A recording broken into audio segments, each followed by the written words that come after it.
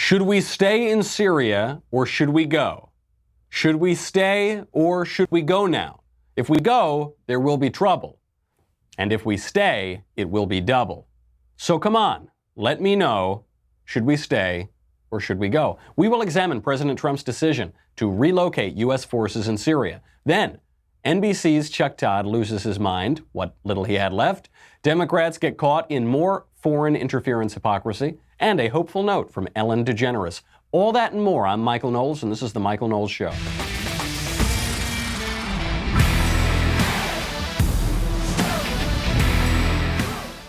So much to get to today, but first, let's talk about something really important.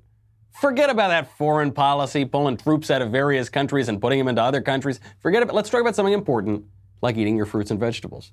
Have you ever wondered why so many Americans are sick, unhealthy, and overweight? Why they don't look good, they don't feel good, they're all lethargic? I'm describing myself. I'm not saying I don't look good, I just don't feel as fit all the time, as full of energy as I could. It's because I don't get my fruits and vegetables. Now there's an easy way to do it.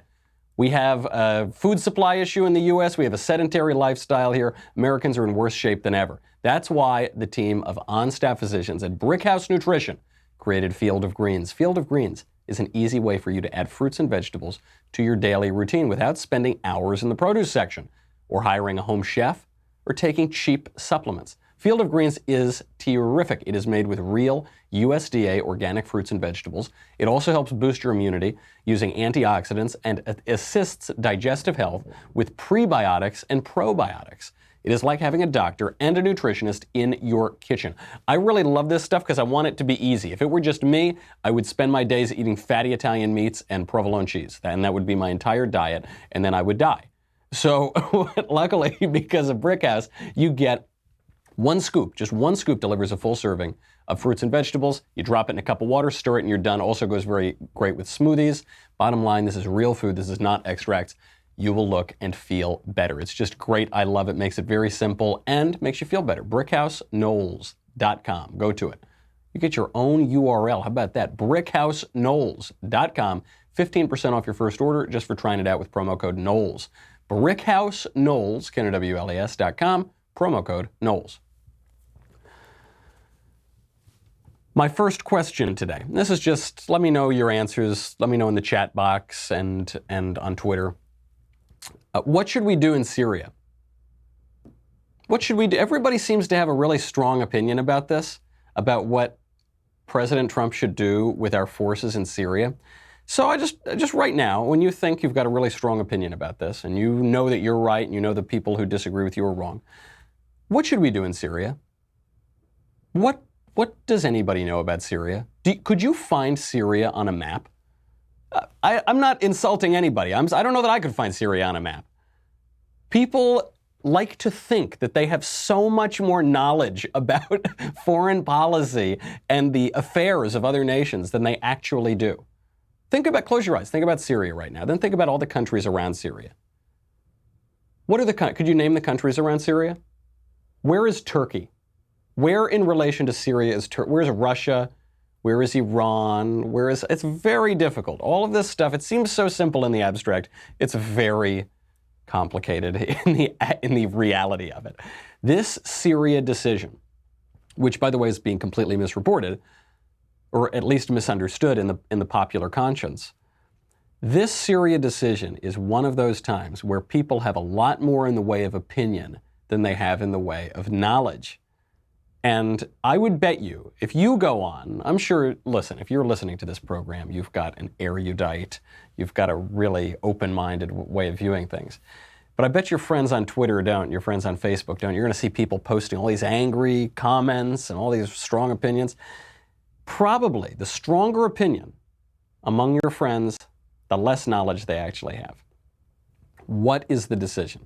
A lot of people are saying Trump is pulling out of Syria. He's not. Trump is not pulling out of Syria. Actually, do you know how many troops he's going to be relocating? Between 50 and 150 troops. Not 50,000, not 5,000, not 500. 50 to 150 troops, specifically special operators. We have 1,000 troops in Syria. Not a huge force. We have 1,000 troops in Syria. He's going to relocate 50 to 150 troops. Now, that's not nothing. This decision is momentous because Trump is moving those troops to accommodate a Turkish invasion. Turkey is going to invade part of northern Syria, and so Trump is moving those troops, these U.S. troops, to get the troops out of the way. Why does it matter that Turkey is invading part of northern Syria? I mean, Syria is a complete mess, so who cares if Turkey invades? Because Turkey is going to be invading a part of Syria that is specifically controlled by the Kurds. And the Kurds are U.S. allied forces, and they have helped the U.S. fight the war on terror. And they've helped the U.S. in Syria. And Turkey doesn't like the Kurds. Simple enough so far. It's getting more complicated, but it's simple enough so far.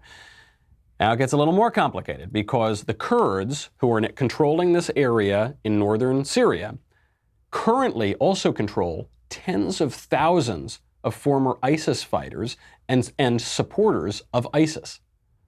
You got tens of thousands of people in camps and prisons and just areas that they control. So if Turkey invades northern Syria, takes over land that is currently controlled by the Kurds, that has a lot of former ISIS fighters in it, that means Turkey is going to be responsible for those ISIS fighters. Now you might be asking yourself, why on earth would anybody want to go into these areas with all these former ISIS fighters? That doesn't seem like a real prize. If I'm looking at real estate, I want to go to Fiji. I want to go to Hawaii. I don't want to go to some godforsaken sand desert where there are a lot of some of the worst terrorists on earth. Why do they want to go in there? They want to go in there because Turkey views the Syrian Kurdish forces, so those Kurds that are controlling that part of northern Syria, they view those Syrian Kurdish forces as being tied to other Kurdish forces who are in Turkey. The Kurdistan Workers' Party, which is also known as the PKK. I don't know why. I guess in whatever language it's written in, P stands for Kurdistan and K stands for Workers' Party and K stands for Workers' Party. I don't know, something like that. The Kurdistan Workers' Party is the PKK. Turkey considers the PKK to be a terrorist group and a separatist group, and Turkey has been fighting the Kurdistan Workers' Party for decades. And the Kurdistan Workers' Party, unsurprisingly, are allied with the Kurdish forces in Syria. Okay. Now, we don't really like being put in this situation. This is a very difficult situation. Why? Because the Kurds have been helping us for decades and decades. Before September 11th, we had a relationship with the Kurds. And they've been very good about the war on terror, and they've been very good at specifically helping us fight ISIS. So we like the Kurds. We don't want to abandon the Kurds. We don't want Turkey to roll in and massacre the Kurds. Also, we have a relationship with Turkey. And our relationship with Turkey goes back even further. It's very difficult for us to imagine Turkey as some great ally right now, but Turkey is in NATO.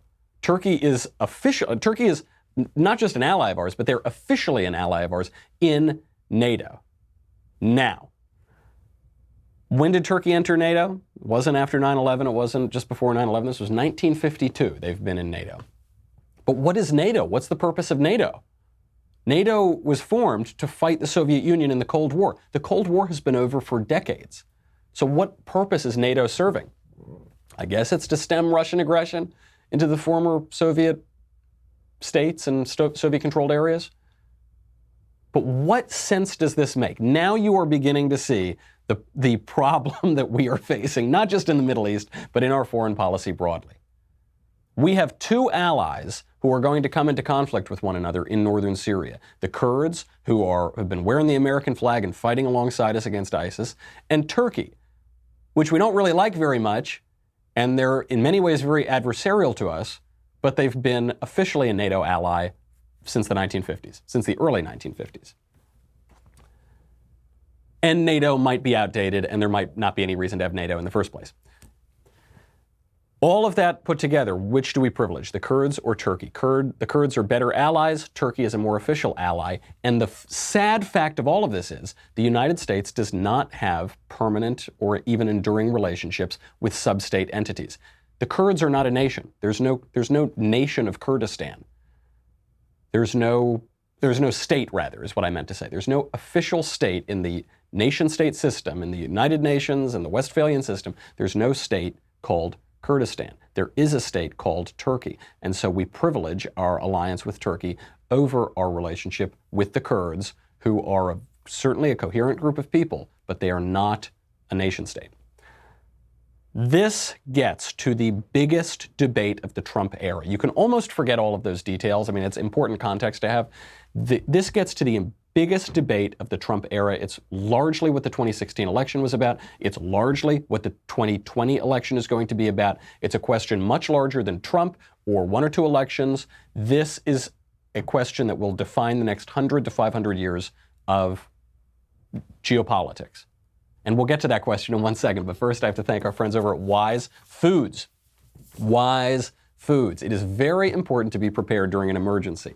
We've seen things are getting pretty crazy all around the world, and chaos can take over in just a second. Wise Company takes an innovative approach in providing dependable, simple, and affordable freeze-dried food for emergency preparedness and outdoor use.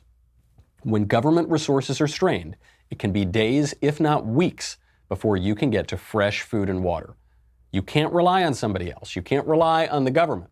Certainly can't rely on the government. You can rely on the government least of all. You have to rely on yourself.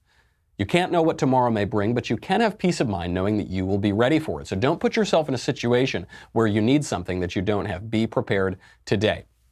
The thing I love about this, because I'm a man, I don't really think about being prepared all the time, and I just don't do it, and I live on the wild side. However, there's this low level of stress where you think, gosh, if a natural disaster happened or some big political event, I really want sweet little Elisa to be safe. I really want my family to be safe.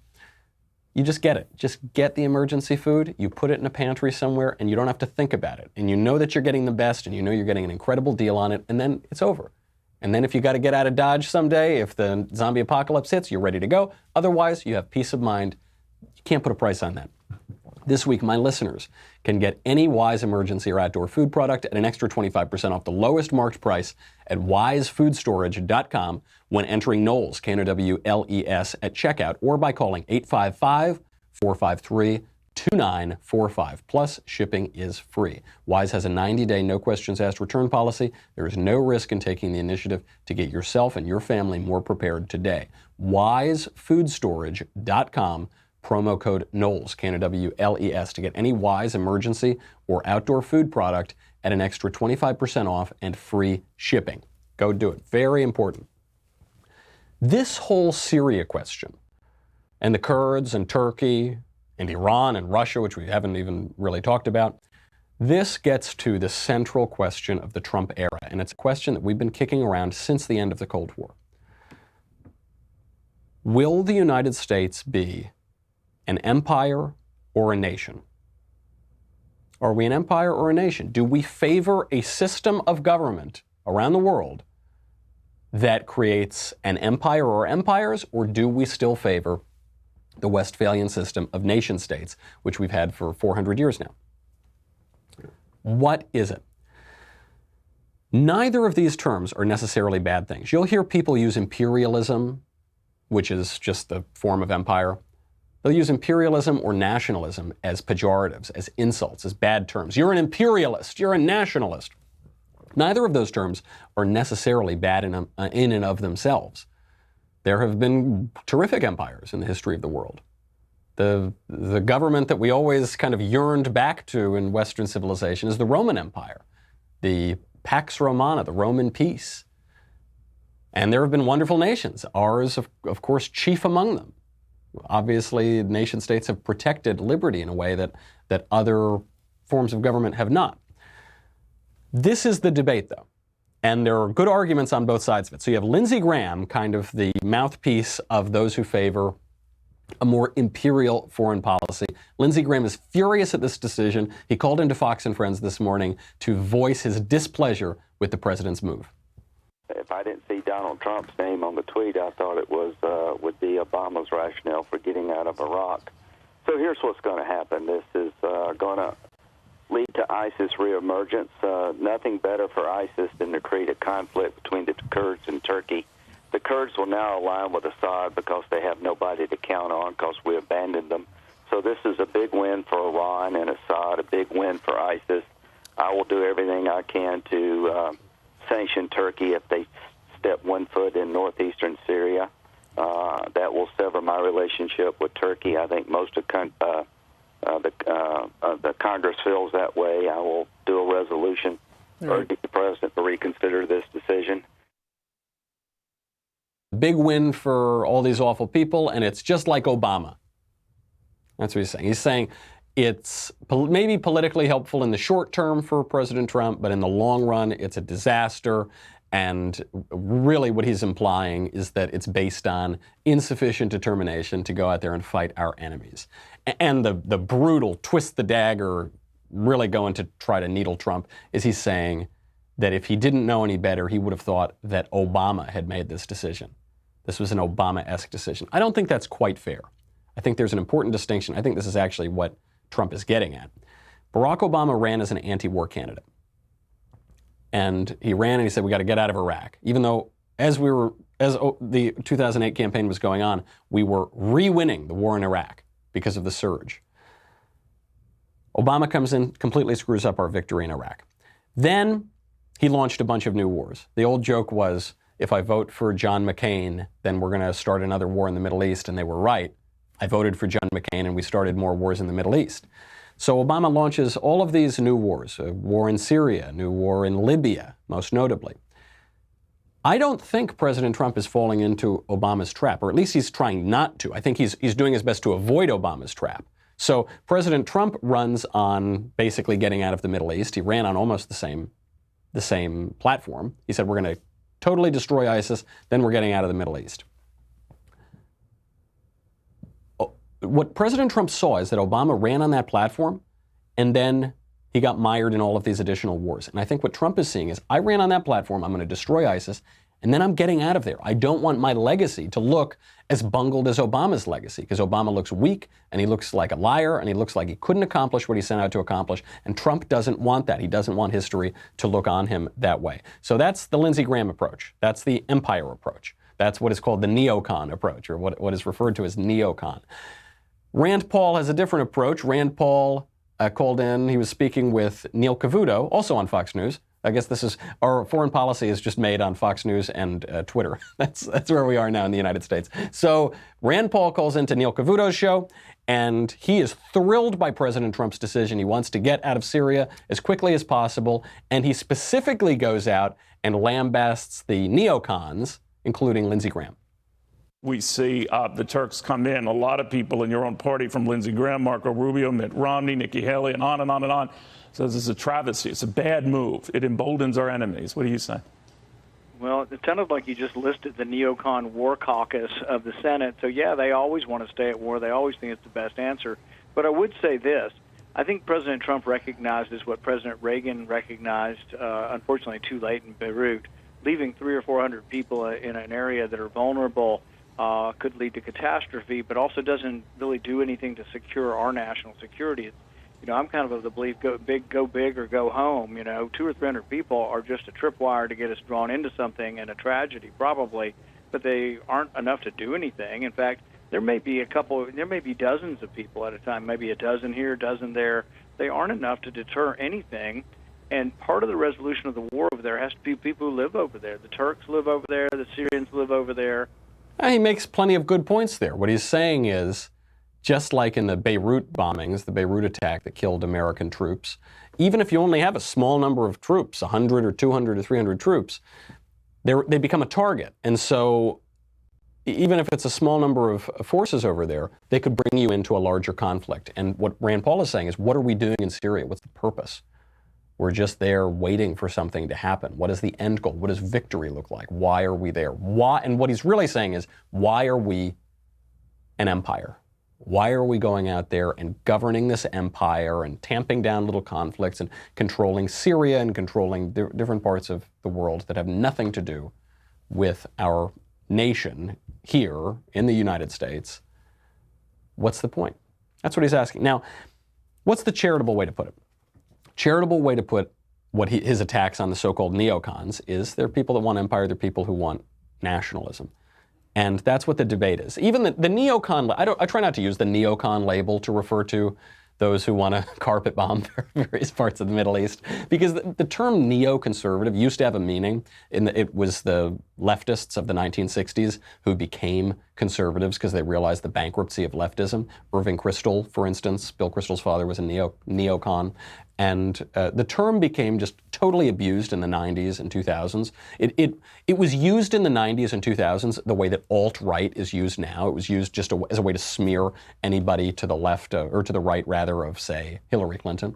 And so I try not to use the term, but that's basically what it means. And this is the debate. So President Trump has made clear he supports nationalism, and here is his rationale for pulling out of Turkey, or for pulling out of Syria, rather. Are you siding with an authoritarian leader and not our Kurdish allies? Well, I'm not siding with anybody. We've been in Syria for many years. You know, Syria was supposed to be a short-term hit, just a very short-term hit, and we were supposed to be in and out. That was many, many years ago, and we only have 50 people in that area. That's a small sector, and I don't want those 50 people hurt or killed or anything. I don't want anything bad to happen to our people, and I told that to President Erdogan. I said, don't hurt any of our people get hurt. Big trouble. I will tell you this, though. We defeated ISIS. So we defeated ISIS, and if Turkey does anything to our troops, we want to get out. I suspect that's what's going on. I suspect he knows Turkey is going to come into northern Syria. He doesn't care enough to create some big war with our ostensible NATO ally Turkey to prevent Turkey from doing that, and he doesn't want U.S. troops to be sitting ducks because 1 or 2 U.S. troops get killed out there. Just one U.S. troop gets killed, and all of a sudden you are drawn into this huge conflict. And for what? Why would that U.S. soldier have given his life? For what is the purpose? What are we doing out there? So Trump goes on in those comments to say his thesis, which is, we want to bring our troops back home. It's been many, many years. It's been decades in many cases. We want to bring our troops back home, and I got elected on that. Right, he did. He's been talking about this for years. He's been talking about this not just since the campaign. He's been talking about this since 2013. In 2013, President Trump tweeted out, quote, "What will we get for bombing Syria besides more debt and a possible long-term conflict? Obama needs congressional approval." Then he tweets out later, "What I'm saying is stay out of Syria." Very explicit. Last year, he tried to pull out. Here's President Trump announcing that he's going to pull out of Syria. We don't have it. So President Trump announced last year, he said, we're going to pull out of Syria. That was April 4th, 2018. We didn't do it. And democracy is a fickle thing. Democracy, on one day, the conservatives say, we want to pull out of Syria, we want to get out of the Middle East, we want to stay in our homes. We don't want to go overseas. The next day, they say we need to invade every single country on earth. Okay, public opinion shifts. I'm not even criticizing the American people. That's how democracy works. There are good arguments to make on both sides. And if President Trump wants to avoid Barack Obama's mistake, then when there isn't a clear decision here, and when public opinion is going back and forth, I think there's really only one maxim he has to follow, which is, sometimes even a wrong decision is better than indecision. I think he understands that. I mean, he announces we're pulling out of Syria a year ago, then he doesn't pull out of Syria, he campaigns on it, then he won't campaign on it. He saw what happened to Barack Obama for vacillating. Sometimes even a wrong decision is better than indecision. At least our allies can go on decisiveness. They might not like the decision, but at least they can plan based on decisiveness. That, I think, is what we're seeing here. Moving on from serious and momentous aspects of foreign policy to hilarious aspects of foreign policy, I do have to compliment President Trump on his interactions with China. President Trump recently, this is a few days ago, but I had to get to it. You know, he's being criticized for his phone call with Ukraine, which we all read the transcript of. They might impeach him over his phone call with Ukraine because he said Ukraine should look into the corruption of Joe Biden in Ukraine. Well, the Bidens also got a crooked deal out of China. Joe Biden's son Hunter flew on Air Force Two, flew with Joe Biden to China, and then shortly after that meeting secured $1.5 billion in financing from Chinese government-affiliated entities. Why? Is it because Hunter Biden is such an expert on China? No, he's not even as good an expert on China as he is on Ukraine, and he doesn't know anything about Ukraine. It's obviously grift. It's obviously corruption because his father was the vice president. And so they're impeaching Trump. A normal politician would say, listen, a normal politician would keep quiet about it. Then a more Trumpian politician might come out and say, hey, listen, we're distracting from the big issue here. I didn't mean in the Ukraine call that I was asking for a quid pro quo. Here's what I meant. And he'd try to explain himself. But then President Trump himself, a unique character in American politics, decides he's not going to stay quiet. He's not going to defend himself. He's going to double down. And so here is President Trump's response on colluding with foreign governments over the question of the Biden's corruption. Well, I would think that if they were honest about it, they'd start a major investigation into the Bidens. It's a very simple answer. They should investigate the Bidens, because how does a company that's newly formed, and all these companies, if you look at, and by the way, likewise, China should start an investigation into the Bidens, because what happened in China is just about as bad as what happened with Ukraine.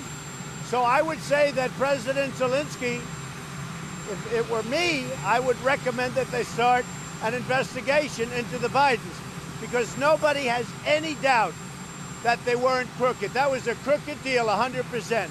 He had no knowledge of energy, didn't know the first thing about it. All of a sudden, he's getting $50,000 a month, plus a lot of other things. Nobody has any doubt. And they got rid of a prosecutor who was a very tough prosecutor.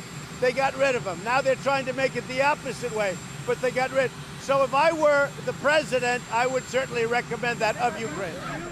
Absolutely the perfect response to this. I guess it gets back to our point. Sometimes the wrong decision is better than indecision. I don't think this is the wrong decision. I think it's perfectly defensible to tell Ukraine to look into corruption and their own interference in the 2016 election. And I think it's perfectly right for President Trump to double down on that. Because what's he going to do? He could apologize and explain himself to the press. That's not going to get him anywhere. And there's no reason for him to do it. He doesn't owe those people one word of explanation. And so what he does is he goes out there and he makes a joke. And even Marco Rubio, who is obviously no particular fan of the president, Marco Rubio was asked about this response from Trump, and he just explains to the press, not President Trump's remarks, he explains to the press how stupid the press is. Do you think it's okay for President Trump to ask China to launch an investigation of Joe Biden and Hunter Biden? I don't know, but that's a real request, or him just needling the press, knowing that you guys were going to get outraged by it. He's pretty good at getting everybody fired up, and he's been doing that for a while, and the media responded right on task.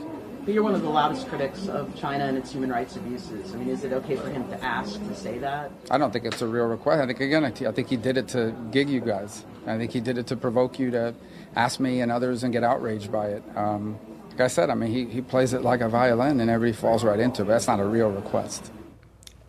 Of course. I mean, this is now Senator Marco Rubio not acting like a senator. He's acting like he's a panelist on Special Report. You know, he's acting like a political analyst, and he's saying, "You idiots! If President Trump were going to use the weight of the federal government to leverage all of that and get a foreign power and an adversarial power like China to investigate his political opponents, if he were really doing that, he'd probably pick up the phone. If he were really doing that, he maybe wouldn't pick up the phone. He'd get some back channel spy to go in and ask. And they would basically do it like Obama did it. You'd do it like Obama and Hillary and the Democrats did it. But that's not what Trump is doing. He's forcing the press and manipulating the press to expose their own hypocrisy. And it's so obvious. The one thing, I like President Trump a lot. He's not subtle. The guy's not exactly nuanced, okay? Big gold letters, everything he does. And somehow the press misses this. And it requires Marco Rubio to come out and say, oh, you people, you schmucks, what, you can't even, he plays you people like a fiddle. And he does. And believe it or not, that's not even the most ridiculous and outrageous thing that the press has done of late. You'll see from NBC's Chuck Todd that just totally showing their cards as being divorced from reality and so in the tank that all they are is propagandists for left. We'll get to that in a second. Then we'll get to a nice note from Ellen Degeneres. It was actually a very nice note for the culture, which so rarely happens. But first, I've got to say goodbye to Facebook and YouTube. And I got to tell you, I know you're not going to believe me. You've heard so many false promises from so many people for so long, but I wouldn't lie to you, and I am telling you, the Daily Wire's long-awaited app is finally here. It is here, and it is fantastic. Go download it. If you're a subscriber, you can access all of our content, including our articles and our shows, and a lot more. There are a lot of cool new features straight from the app. All access subscribers, this is a new tier. It's a little bit more per month, but you get so much more. You get our new and exclusive discussion features where you can interact directly with our hosts and writers and other special guests. It is super cool. I did a discussion yesterday. It was a lot of fun. It was like a Reddit AMA, and it's just so great to interact with people. The app is available on Apple and Android, so download it today, become a subscriber, come join in on all the fun. Head over to dailywire.com. You get everything. You get the Leftist Tears Tumbler. Now you get an app. I don't know if the app allows you to control the flow of leftist tears or the temperature of the leftist tears or anything like that, but the tears are still just as delicious. Go to dailywire.com. We'll be right back with a lot more.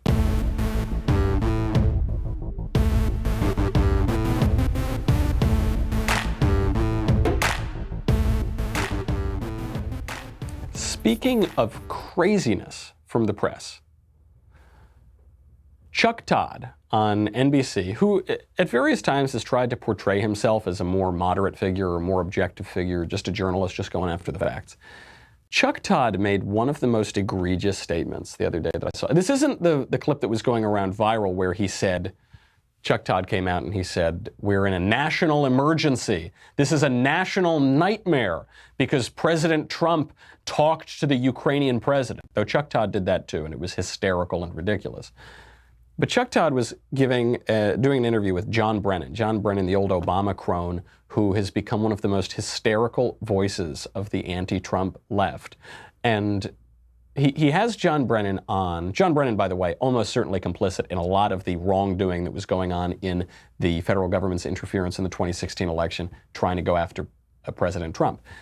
Chuck Todd goes on there and he has the audacity, the gall, to say that half of this country, conservatives in this country, are divorced from reality. They don't believe reality. And Chuck Todd is the voice of the mainstream media and the left. But I repeat myself, he is the guardian and custodian of reality. Here's Chuck Todd. Well, here's why we're here. Because there is a we have two sets of realities that live here. There is a 40% of the country that is only getting fed one reality. Arguably 60% are getting what I would argue is reality. So there's roughly half of the country, a little bit more. He says that he represents the majority of the country, the reality side of the country. You know, the left and the Democrats and the mainstream media, they represent about 60% of the country. I mean, Hillary still lost the election, but they're 60%, massive majority of the country. And then you have the conservatives, and they are 40% of the country, and they just don't get reality. They just don't have any connection to reality. Let me put that in starker terms. The left, which believes that men can just magically become women by wishing it to be so. The left, which believes that the sun monster and the weather are going to destroy humanity within 10 years. There will be a mass extinction event. That's the phrase that's been going around. The left, which believes, based on nothing, that President Trump colluded with Russia to rig the 2016 election in the face of all evidence to the contrary and a 2.5-year, $30 million investigation. That's the left. They are the custodians of reality. And then the people who believe that there are two biological sexes, the people who don't think that humanity will be wiped off the face of the earth, those people, they don't have a connection to reality. I'm just trying to work through this in my head. The left, which believes that unborn babies in the womb, who have all their little limbs and all their little fingers, and they look like babies and they sound like babies, and by the way, they are babies, that they're not babies, that they're just a random clump of cells. They're the custodians of reality, but the right, which believes that babies are babies, they're not the custodians of reality. They're disconnected from reality. The left, which so often denies reality itself, denies objective truth, which we hear from campus to campus, that there is no truth. There's your truth and my truth. That everything is simply a matter of preference. Everything is simply a matter of will. They are the custodians of reality. But the right, which believes in objective truth, which extols the virtues of objective reality, they have no connection. This is exactly backwards. Chuck Todd is talking to John Brennan, one of the most prolific and famous liars and hysterics in the federal government. And he's talking to him about they understand reality.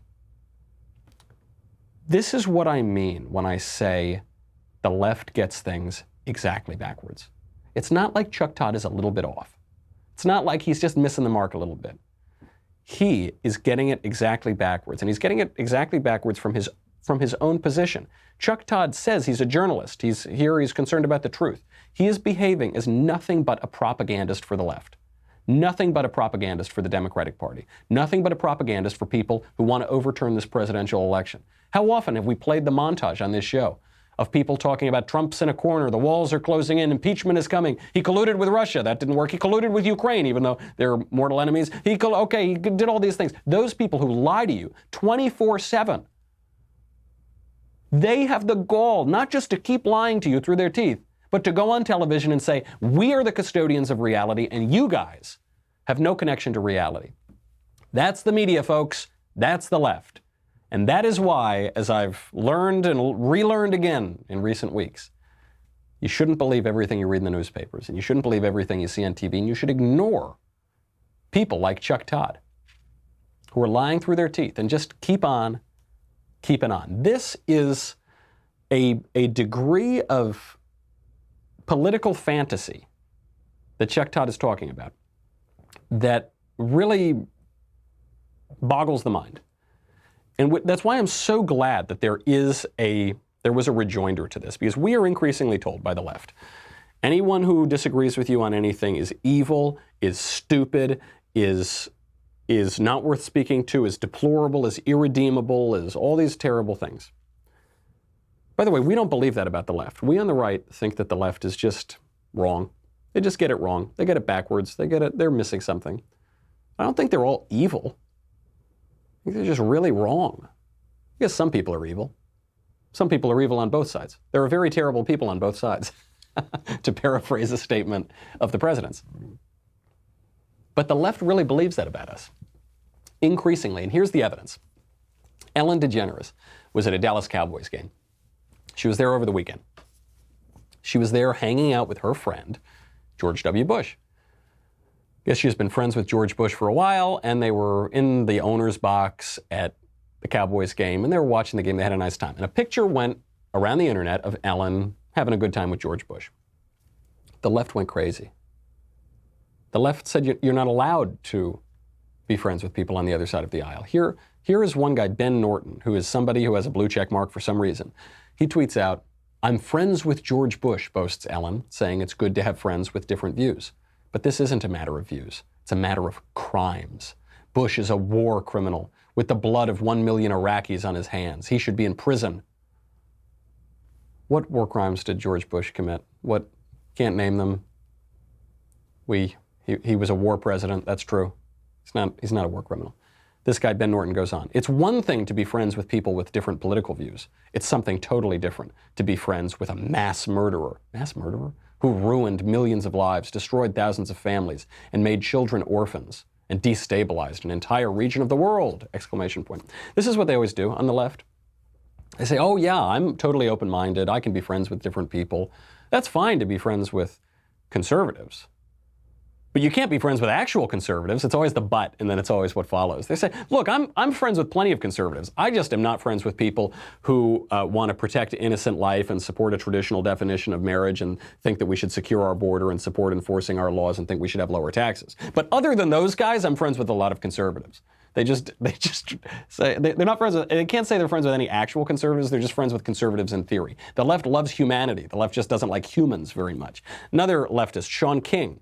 You know, he's the Black Lives Matter guy, although I think he's in trouble with Black Lives Matter because he's a complete fraud, so he's gotten a little kickback from Black Lives Matter. He tweets out, quote, It appears many of you may be genuinely unaware that insiders said nobody worked harder to get Brett Kavanaugh on the Supreme Court than George W. Bush. He fought for a constitutional amendment to ban gay marriage, and the Iraq War, which was based on a lie, killed millions. So the big issue that Sean King has with George Bush is he supported Brett Kavanaugh, perhaps the most milquetoast lawyer in the history of the country, to be on the Supreme Court.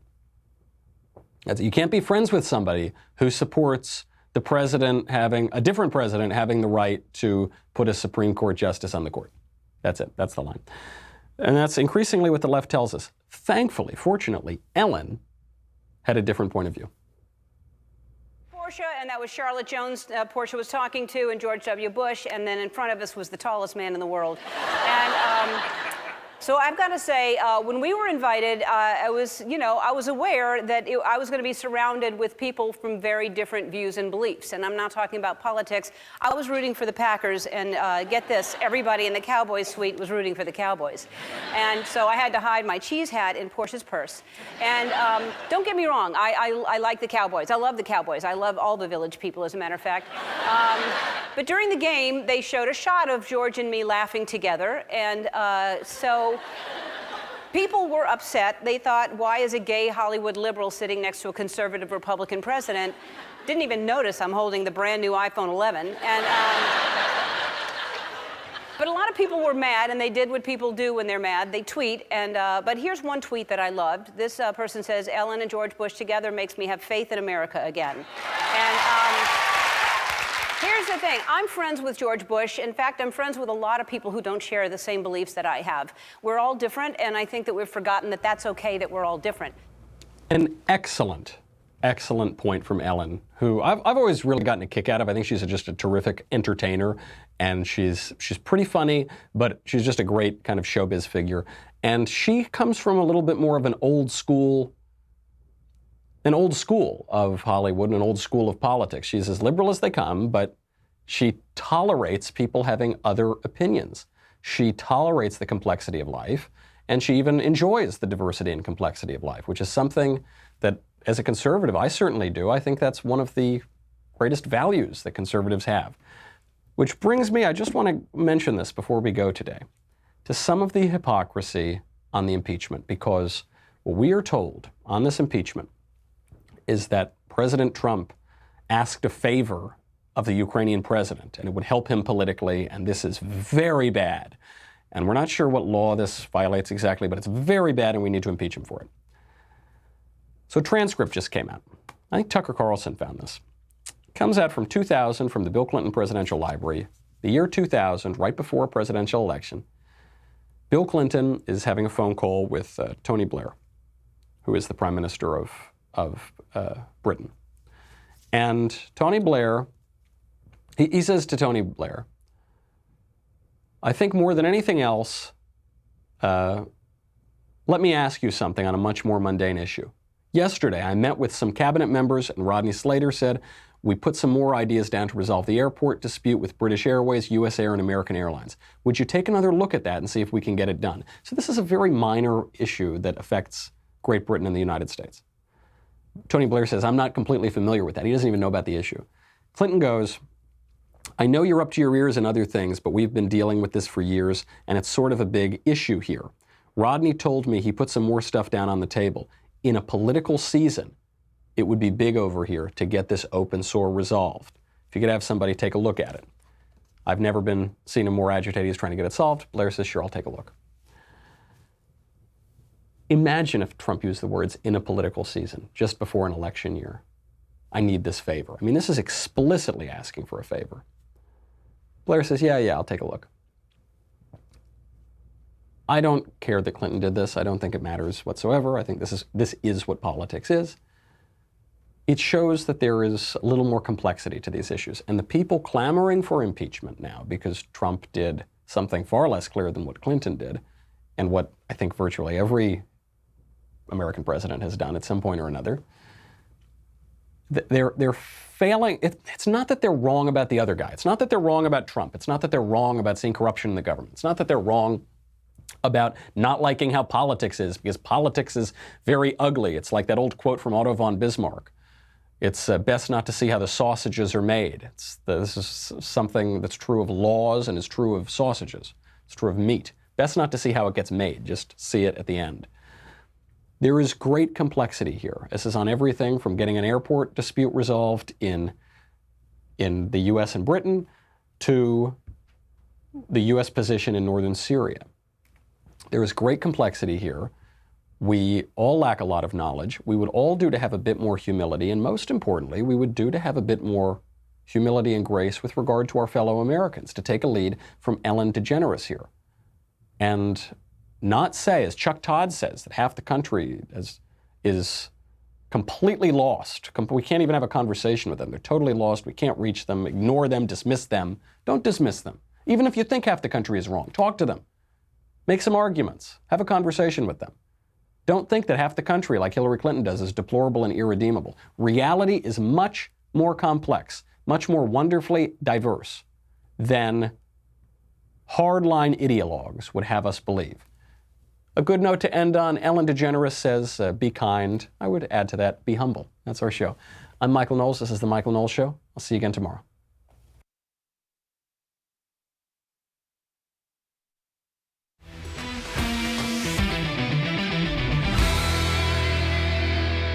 The Michael Knowles Show is produced by Rebecca Dobkowitz and directed by Mike Joyner. Executive producer, Jeremy Boring. Senior producer, Jonathan Hay. Our supervising producer is Mathis Glover.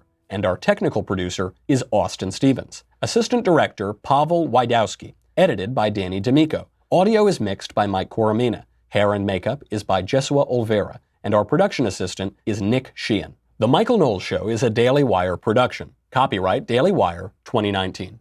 Hey everybody, it's Andrew Klavan, host of The Andrew Klavan Show. You know, some people are depressed because the American Republic is collapsing, the end of days is approaching, and the moon has turned to blood. But on The Andrew Klavan Show, that's where the fun just gets started. So come on over to The Andrew Klavan Show and laugh your way through the apocalypse with me, Andrew Klavan.